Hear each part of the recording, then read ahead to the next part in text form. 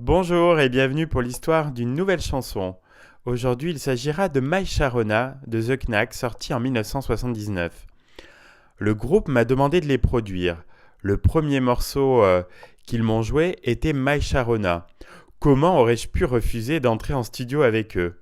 C'est ainsi que le producteur et compositeur Mike Chapman, responsable du succès de nombreux artistes, décrit la rencontre avec The Knack, ce groupe encore inconnu mené par le chanteur-guitariste Doug Figger.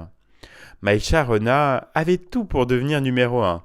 Un riff démoniaque, une ligne de basse inouïe, tant elle est simple, une batterie qui casse tout sur son passage, une mélodie entre le brame du cerf et le chant de stade, et surtout, mais ça n'a presque rien à voir, une pochette de 45 tours mythique avec une belle jeune fille en marcel et à la poitrine pleine de promesses.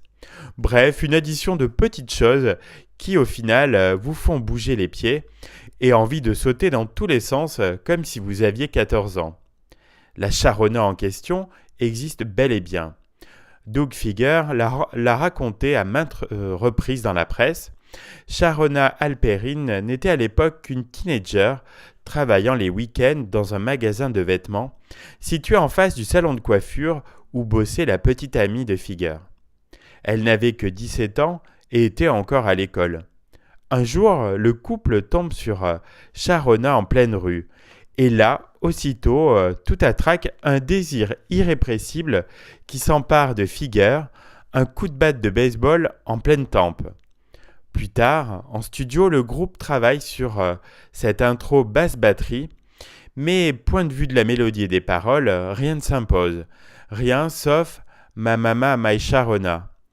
Burton Haver, co-auteur et responsable du riff, lui saute dessus. Tu es dingue, tu peux pas chanter ça, ta copine va te tomber dessus.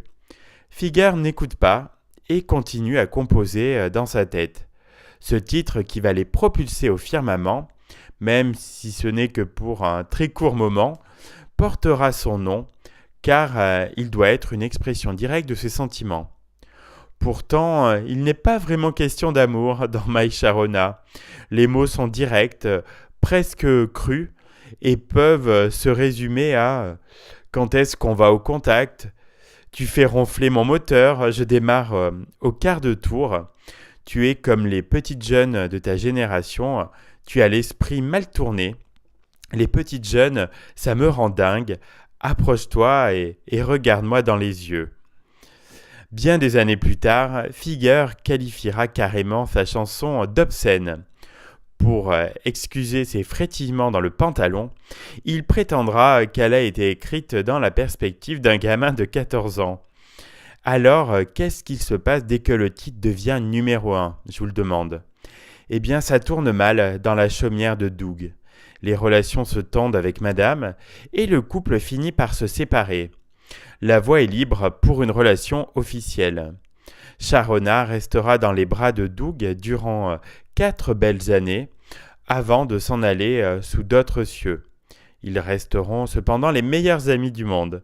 Depuis, Sharona Halperin est devenue l'agent immobilier des stars de la côte ouest, tandis que Figger nous a malheureusement quittés en 2010. Sa Sharona est restée auprès de lui durant ses derniers jours.